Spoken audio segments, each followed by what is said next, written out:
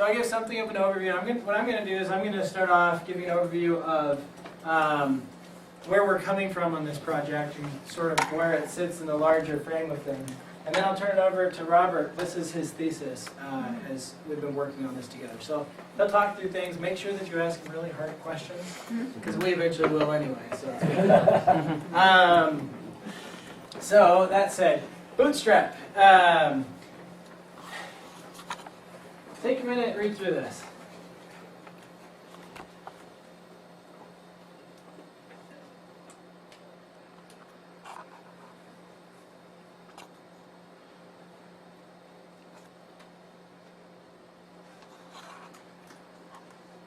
So what we had in the 1970s, the 1980s, in terms of computers, started to change in the 1990s as computers and the programs and the systems they ran on became more sophisticated. People started exploring the use of computers in education probably as soon as the first microprocessors came out, and especially once personal computing came out in the late 1970s, early 1980s.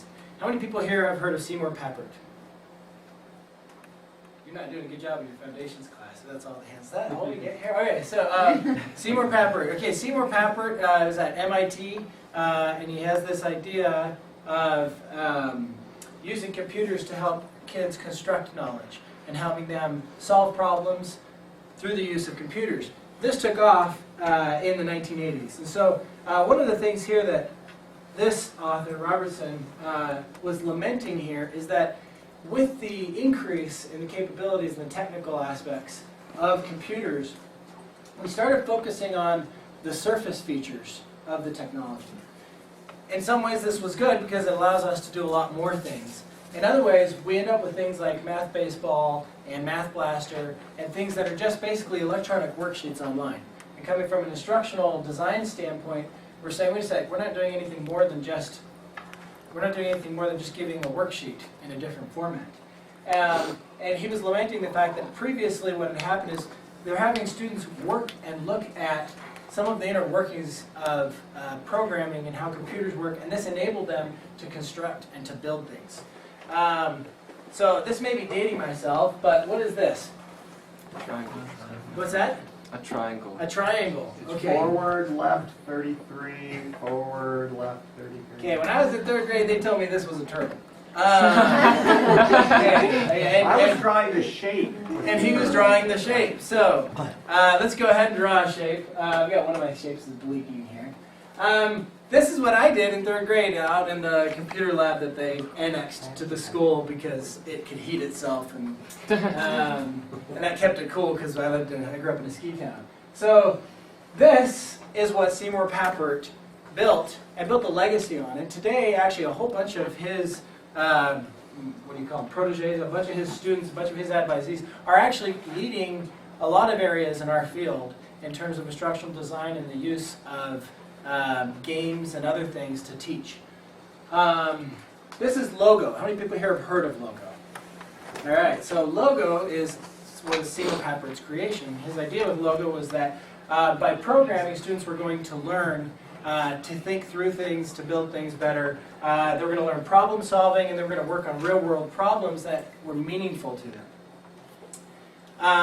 There were tons and tons and tons and tons of studies done on Logo. During the 1980s, this was everywhere, in schools, across the world.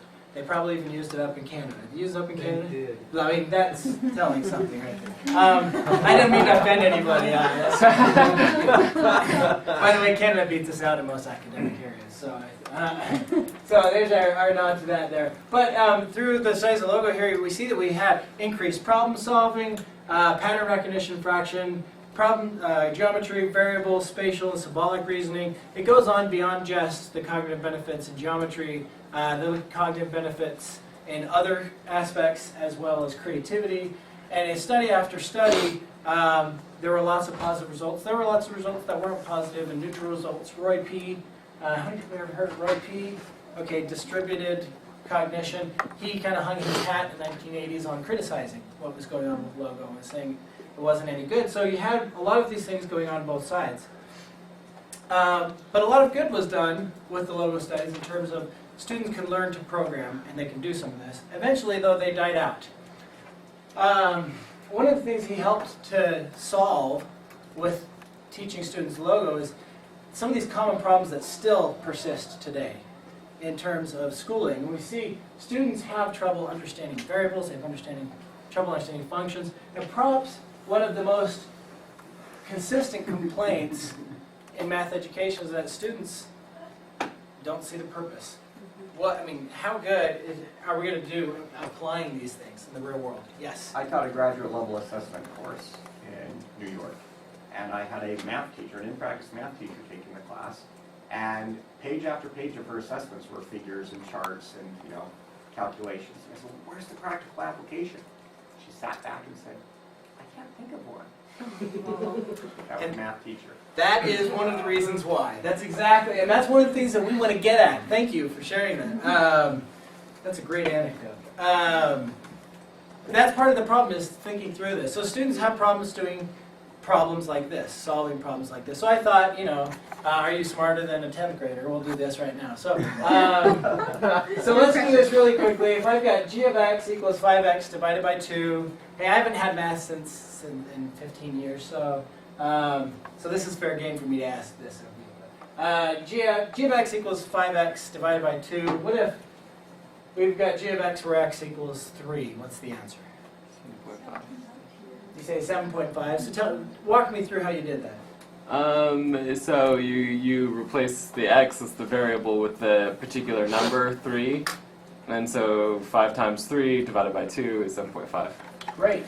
One of the problems with showing kids this way is that previous to getting to functions in mathematics, what did g parentheses x mean? What? Times. All of a sudden we're using the same notation to ask them to do something different. This often confuses students. It confused me as a student. I was able to follow instructions and do this. Here's one that's a little more complex. If we've got f of x where x is 3, what would the solution to this be?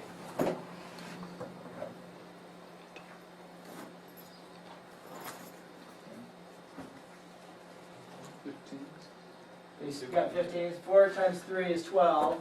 Plus 3 times 6 is 18 divided by 3, 6. So, all right. What about this? What if we ask you to evaluate f of g of x? People are laughing now. This is nervous laughs. Okay. So why did you give me a nervous laugh? Because I need paper. Because you need paper. Hey, I can't do that in my head. But it's perfectly fine to use paper for this. The question, students see this and a lot of students lock up. I say, I can't do that. You confuse me with the notation, you confuse me with what it is that this even means. Even though they've been doing it for years, we've just used a y instead of f of x.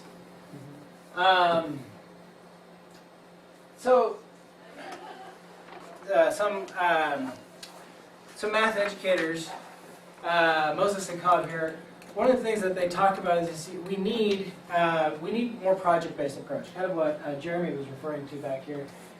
We need a project-based approach using a version of experiential learning where each step is designed to help students bridge the transition from real life to mathematical language and operations.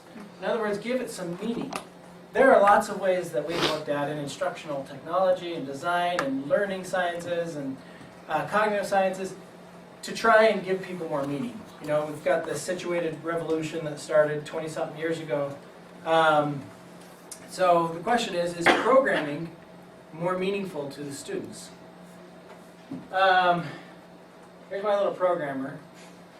And he says, once I made that turtle move, I just couldn't stop programming. I really enjoyed the feeling of being able to make shapes. Okay, so honestly, I've never met a programmer who says they got their start with logo. I don't know. Jeremy, have you ever met? Yes, me. Okay, so there you go. Actually, I was doing Basic A before Logo, but Logo got me into the graphics. Oh, okay, logo got it. I apologize. Okay, so there's Jeremy right there. Ladies and gentlemen, I present to you.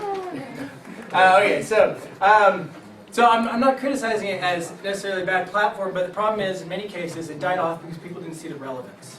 They weren't making the connection the way that others had hoped for. And a lot of people have taken that research and tried to push it forward in more meaningful ways.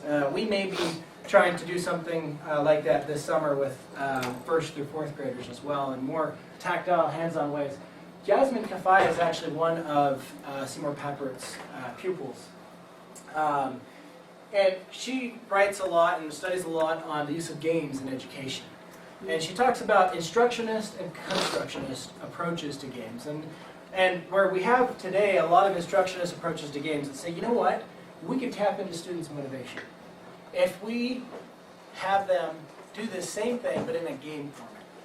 And that's what she terms this instructionist approach to gaming and to learning through the use of games. What she proposes here, she says, far fewer people have sought to turn the tables by making games for learning instead of playing games for learning. And this is an approach that we personally believed in, and we had started to experiment with some Flash curriculum when we met another computer science professor here who had worked with a group who had actually already created a curriculum where students were building games to learn the mathematics and to learn the programming. So students actually have the opportunity to practice a whole lot of mathematics by making a very simple game. They wouldn't get the same opportunity if they were just playing the game. Let's take a game. I've got boys that are 9 and 7 years old, and a 2-year-old. Let me tell you, he asks to play plenty of games. He wakes up every morning and he says, iPad.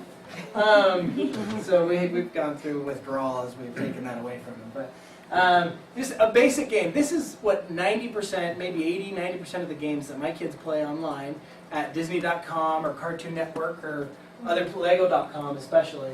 90% of the games are really the same format in terms of the game. So let's look at a basic game. Let's suppose we've got this guy, what do we call this? Biker Bash or something like this. Okay, so we've got a biker, and we want to move this biker across the screen, and maybe we can add things to the game as we go. So first we have a biker.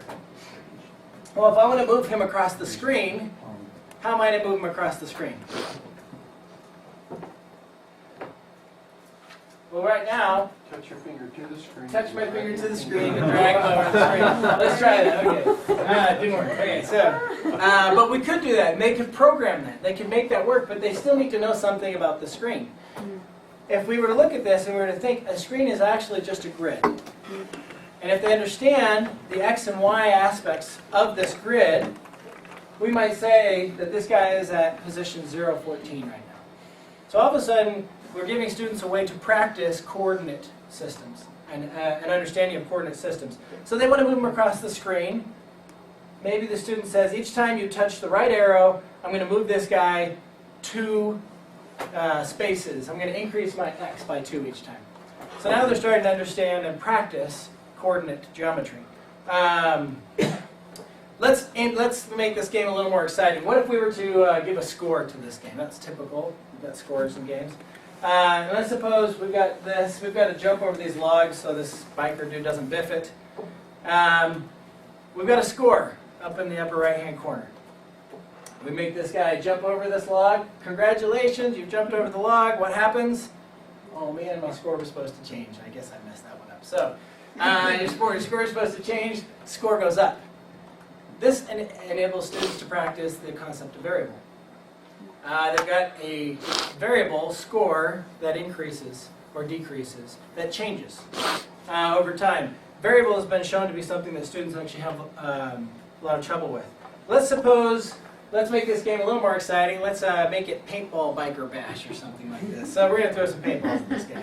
So this paintball is going to collide with him, and you can see what's going to happen. No, don't do it! Oh no! Okay, so splat. Okay.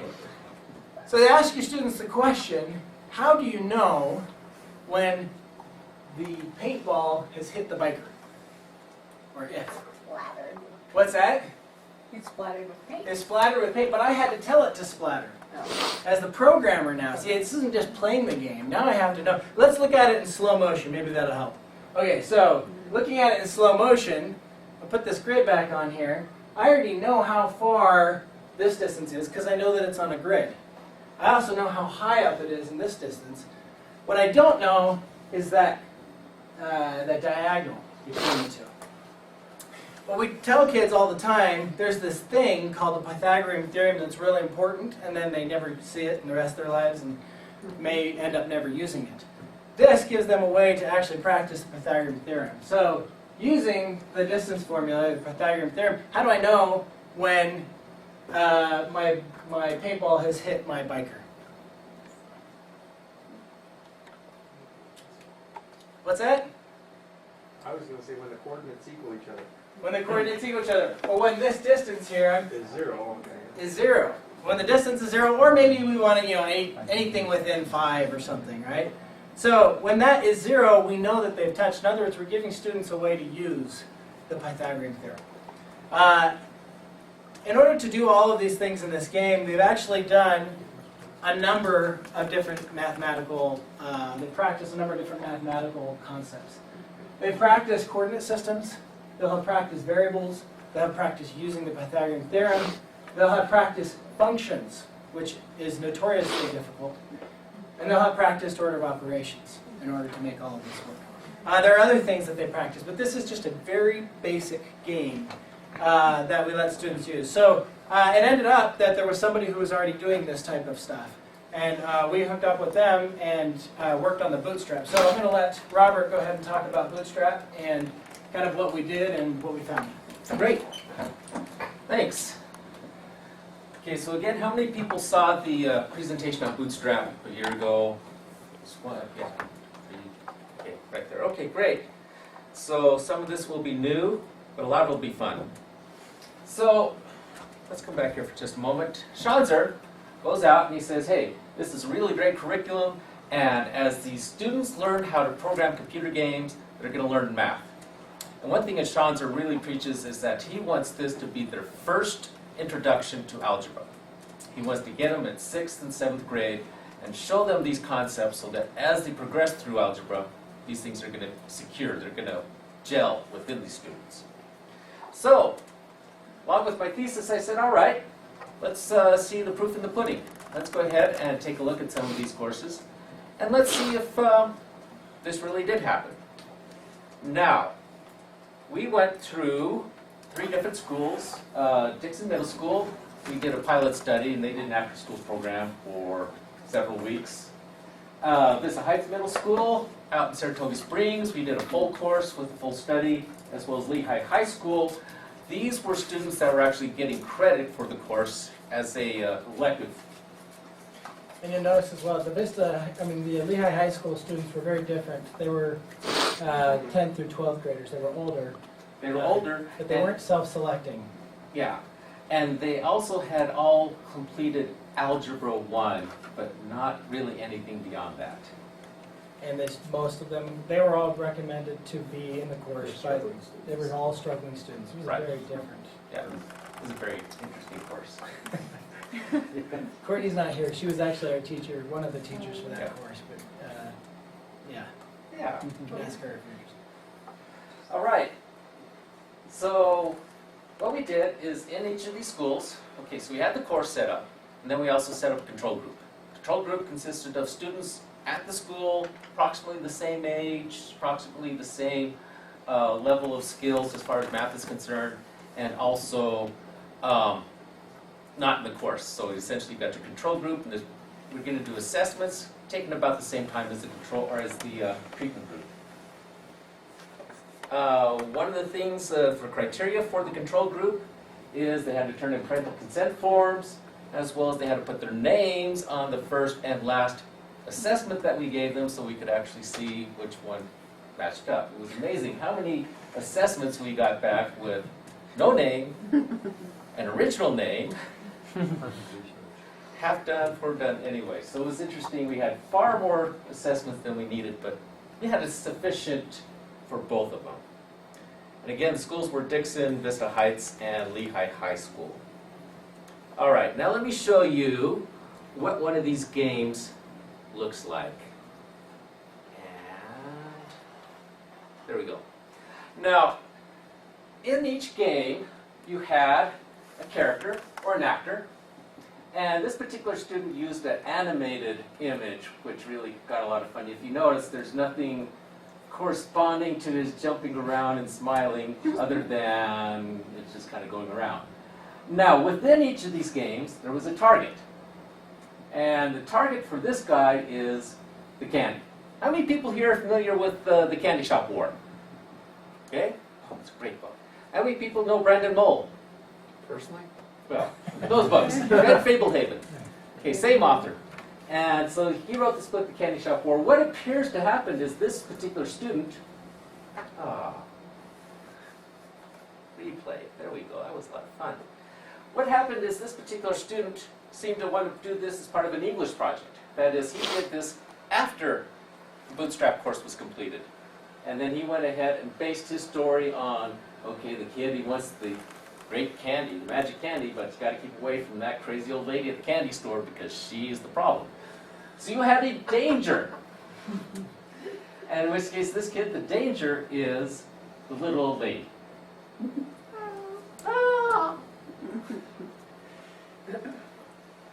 Another one. I really like this guy. This was in Vista Heights. They could pick whatever background they wanted. They could pick whatever actor they wanted. And in which case, you got Homer, and any guesses on what Homer is after?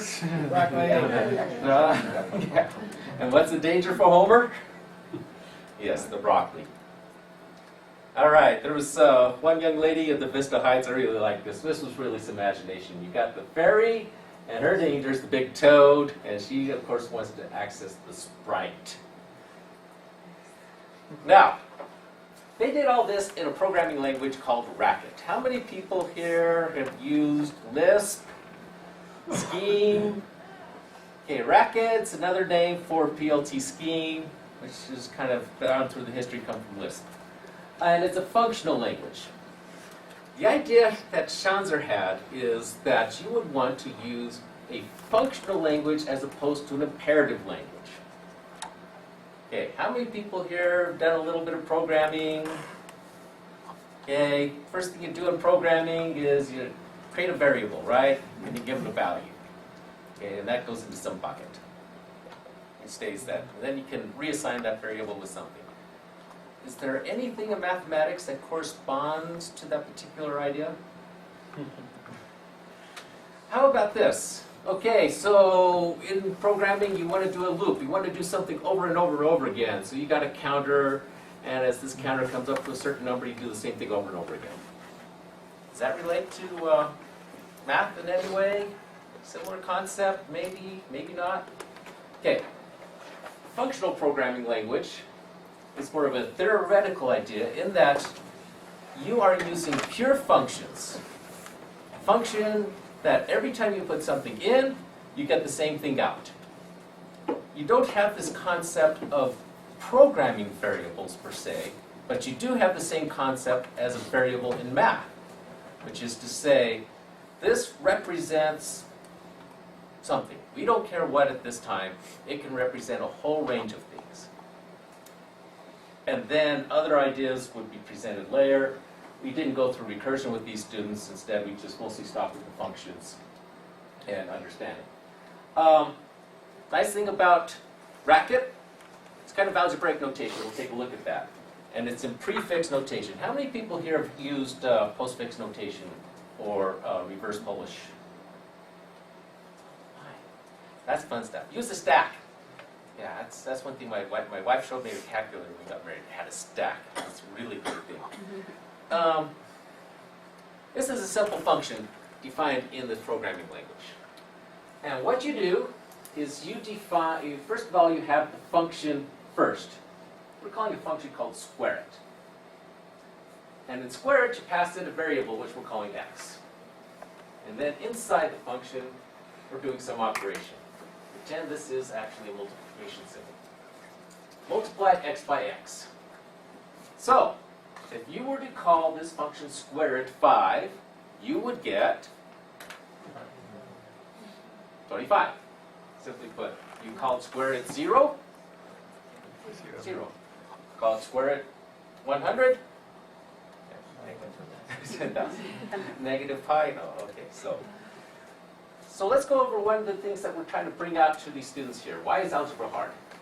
As you go through school, you think about what they taught you. You taught you a variable. And what is a variable?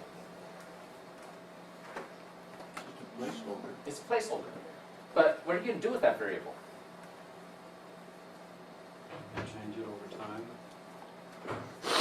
Okay, what's the first? For it. Solve for it. This says to me, solve for x. Okay, now you come up into functions. And now, what do you solve for? Well, before, this was a process. In that, well, what is x in this situation? 4. How did you figure that out? Yeah, you use a process. You go ahead and subtract 2 from both sides, you get 4 equals x. But over here, as Peter was saying, students first of all look at this and they say, I have no idea what this means. But this is an object. This is something that you use, that you can expand over time, that you can place someplace else, that represents a concept rather than something to be solved for. So you're saying it's like a little engine or a machine? Exactly.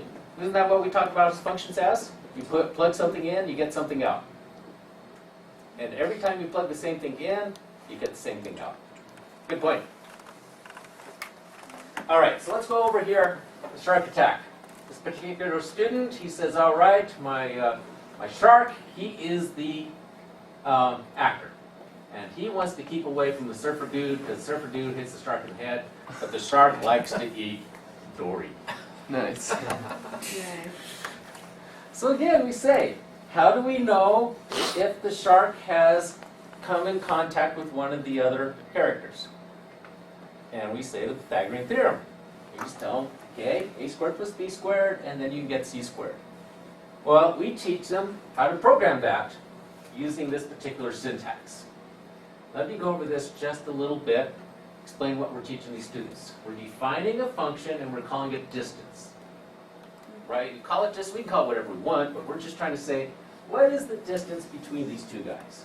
Well, you put in A, and you put in B, and you square both of those, and you do the plus. Now I said this was prefix notation. That is, you put the operator first. So you say plus this and this. Prefix, infix, yeah, doesn't matter, does it? Okay, well, we'll see. And then, of course, here it's again your operator. Square rooted, and there you get the distance.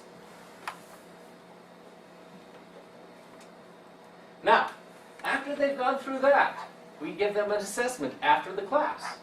They've gone ahead and done this wonderful work with the Pythagorean theorem. And so we come to say, hey, below is written a function in the programming language Racket. And so we define it the same way, the prefix notation, and multiply, divide, and so forth. And you say, hey, look, in mathematical notation, this could be written exactly the same as something like that. Now, what you've learned, use the Pythagorean theorem.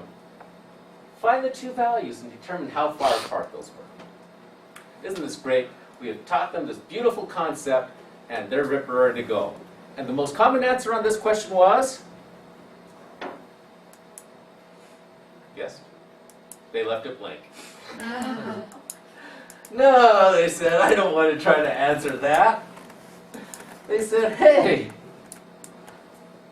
doesn't that mean f times x?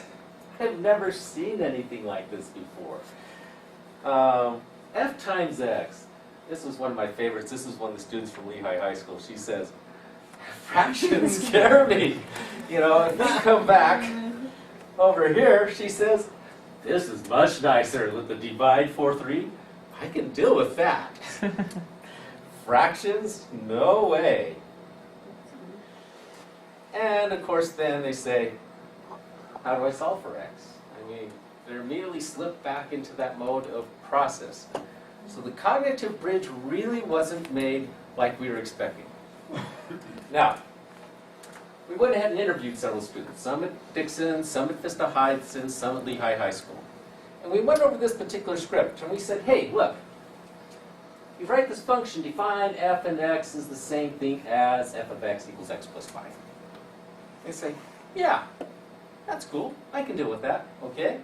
And they say, okay, so what would be f of 5? And they'd say 10. What was f of 0? And I do a few negative numbers to make sure, yeah, okay, they're good. Because they've been writing stuff like that on top for the past several weeks. So they're comfortable with it. And I come around and say, define f of x plus 5, and g of y is 2 times y. And say, okay, let's determine f of g2 is 9. Let's go ahead and figure that out. This is all written again in that racket programming language. I showed you they've been nesting functions before, figuring out the distance, putting square roots inside of each other. And so they'd say, yeah, I can see that. But then you come to the next one and they would say, all right, now this is the exact same thing. F of x equals x plus 5, and g of y equals 2y. Find f of g of 2. And they'd say, freak! No way! That is too confusing. Few students can make it. A lot of them, no, sorry. That's just a little bit too hard. So really what we found is that, yes, they were gaining concepts, but notational transfer is a big problem with that. Okay, so what we did is we gave pre-assessments and post-assessments to both the control group and the treatment group. The group that took the Bootstrap class and the group that was in some other class that had nothing to do with Bootstrap. But we're the same age, same math level, going through learning. We expected them to learn things about variables, functions, transfer that knowledge to advanced algebra problems like we showed you, order of operations, PEMDAS. Everybody know what PEMDAS stands for? Good. Yeah, please excuse my durant Sally. That's exactly. Parentheses, exponents, multiply, divide, add, subtract. Okay. And then we had a few other algebra concepts kind of mixed in there, kind of as control questions, just kind of see what we learned. All right. We then took the assessments and we took the categories that we expected each question, or we took the categories for each of the questions and summed up the scores. And then between the pre and the post tests, we took the difference between those scores. And we did some statistical analysis to see, okay, did the treatment group rise in scores better than with the control group, and was it statistically significant? One thing I got to mention is normally you have a p-value in statistics of 5%, but one thing Bonferroni showed us is that if you've got 5 different groups you're doing in the same study, then you've got to go ahead and do an adjustment. So we're really looking for a confidence level of 1%. In this case, we didn't have too many trick problems, so it came out just fine. All right, this is the results we got back from the students on the questions like the one I showed you, where they're trying to transfer the knowledge from their racket programming language, their Bootstrap course, into algebra questions. Ran an ANCOVA, which is we had the coefficient of the pretest along with the difference in the difference in the scores of the assessments, the pre and post tests. And you look here, over here in Vista Heights, this is Box and Whiskers graph, and nobody here in either group did worse as far as the transfer results, as opposed to the control group. Well, definitely some were guessing, some did a little better, some did worse, they're kind of all over the map. Something you'd like to see. But you take a look, you have the ANCOVA, and then we also did regression, again, using the pretest score as a coefficient. And then we calculated the effect size. And you look at those numbers and you say, nothing consistent. This isn't anything you're going to give to a math teacher and say, I'm going to sell this. This is something, I got to get me some of that. This is really cool. No, didn't quite see it in that. Probably because they left most of those questions blank. And some of these things here are the few venturous ones that answered the questions. But then we come down to the other areas that we talked about. We gave a question like this. Arrow points to N. variable. Could n represent 21? I think so. Could n represent something that got That's lost too in the far. transfer? It would be like 21 plus 3. 21 plus 3, yes. Kia knows these really well because she went through and graded probably about 80 of these. Yeah, n represent 21 plus 3. Yeah, that's a good. Could it represent a plus 1? Yes? No? Yes? Yes, definitely. Why? Because it's a variable. You can put whatever you want in there. And then we gave them this question. Which is larger? 2n or n plus 2?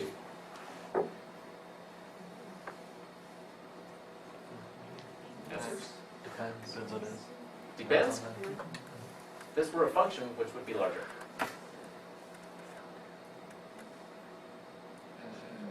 I'm not sure if functions have size, but the outcome would depend on what the input is. Yeah.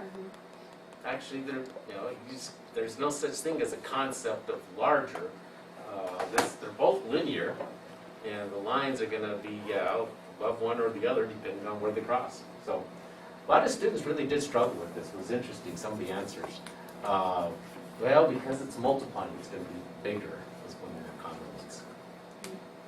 Well, we take a look at the statistical analysis of what they came back with. Okay, at Vista Heights, we had one student that actually did worse, but everybody else seemed to do much better. And again, with the control group, we kind of saw stuff all over the map, something we expected. And so as we look at the statistical analysis in the ANCOVA, those are pretty nice numbers, as well as on the regression. And the effect size is something that you could go to a math department and say, hey, if you want to help your students understand variables, here's something that really works. So variables was definitely really well understood. Now we come to functions. We ask them, okay, function, we see in a book, what does it mean? Then we had all those transferred algebra questions mixed in there. And then we had this toothpick question. Toothpick question kind of came along like this. You've got 7 toothpicks there, and you're able to make 3 triangles. How many do you need to make 7 triangles in a row? Well, normally they would start drawing out how many it would take, and then they would count them out. How many to make 20 triangles in a row? And here, I think we had several of them draw out 20 triangles in a row. But then the key question was, write a function to figure out any number of triangles. And that was the one we graded on the functions to see if they were catching on to that. And then, of course, then we put it in. I think I did see someone actually try to do 50 on one of this. And then, of course, some ridiculously high number, which is to say, if you figured this out, you can figure the rest out. So you come to functions, and the results were, at Vista Heights, that's really good. The effect size isn't outstanding. Effect size, usually if it's 8 or 9, that's really good. If it's a 1 or above, that's just like, wow.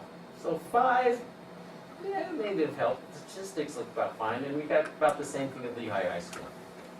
So there was some knowledge, some transfer of idea of functions to them, just not into the correct syntax that we were after. On the other questions, it was kind of fun.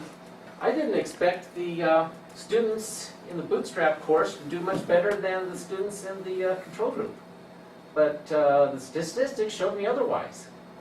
Over here, the effect size was nothing, which is why you really want to take a look at several statistics.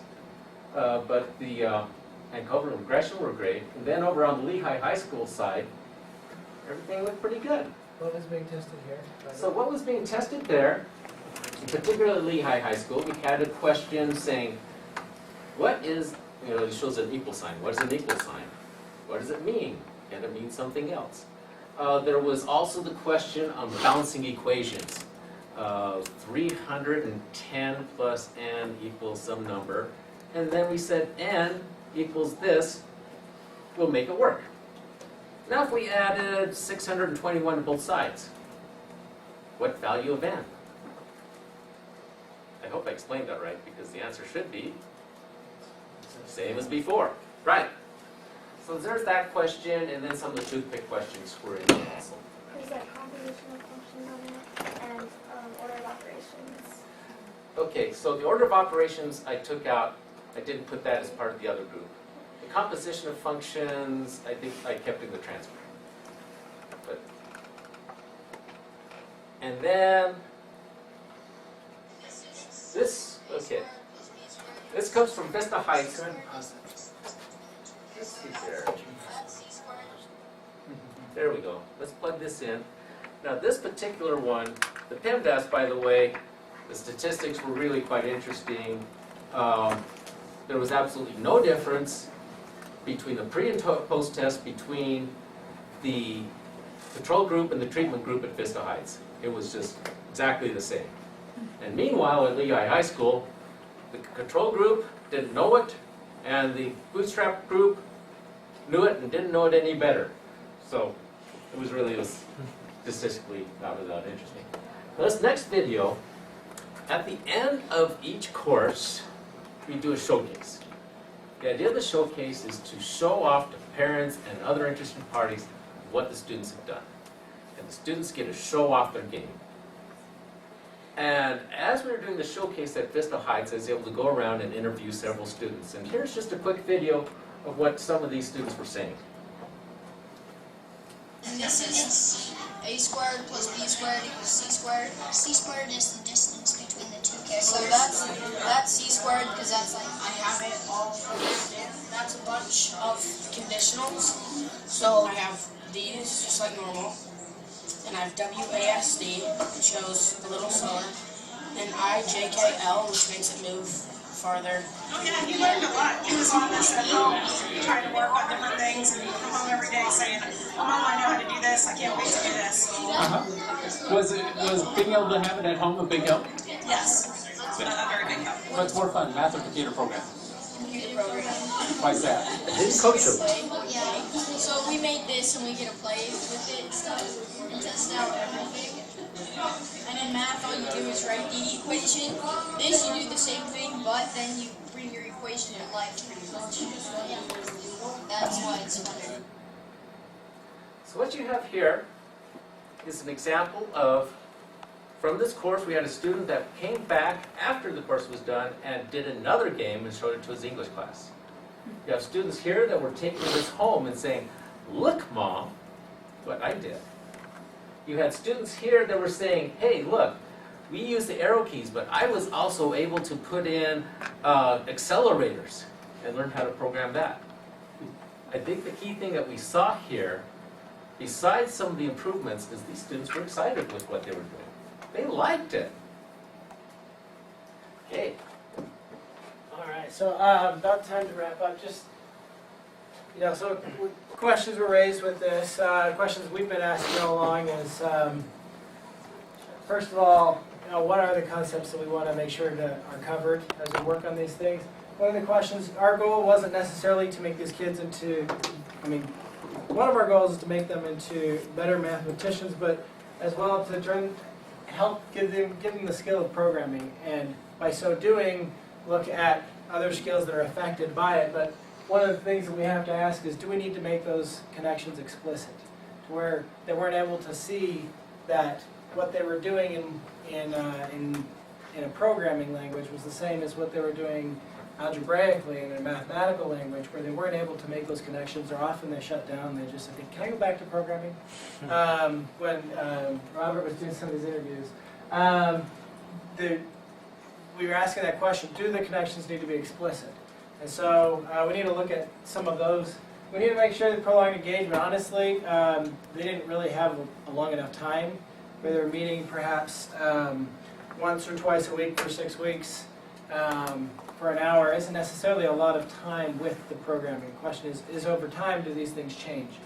And then the last thing, this is kind of where we're headed with one of the projects we would like to take on.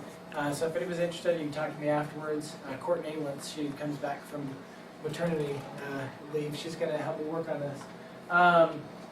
There's a new Common Core in the state of Utah.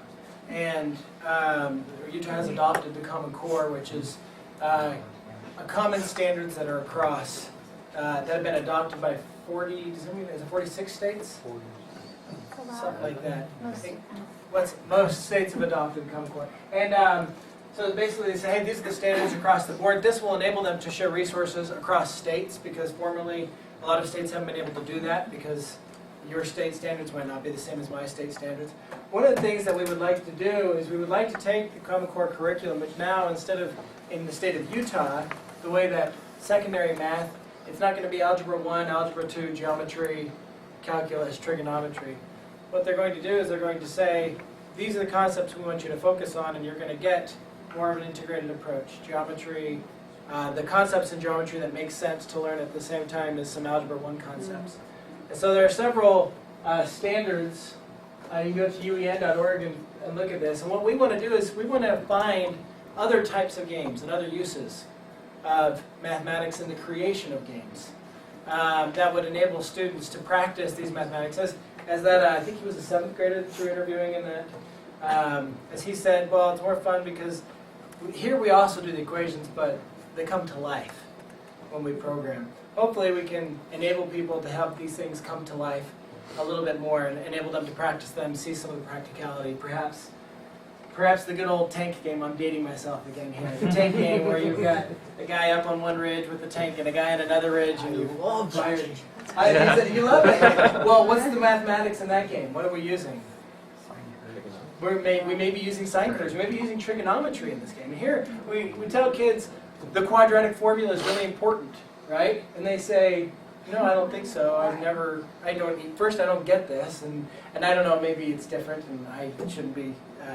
We've got our math ed folks in here who can come and rip me apart afterwards. But a lot of kids say, well, how am I going to use this? We actually see a lot of these things, and we use a lot of them, and society has used them to progress throughout the centuries. And that's why they're important discoveries and uses of these things. Well, now through helping kids to create games, we can give them an opportunity to use and practice a lot of these skills. Hopefully, becoming good at both programming and becoming better at mathematics at the same time. So, thank you.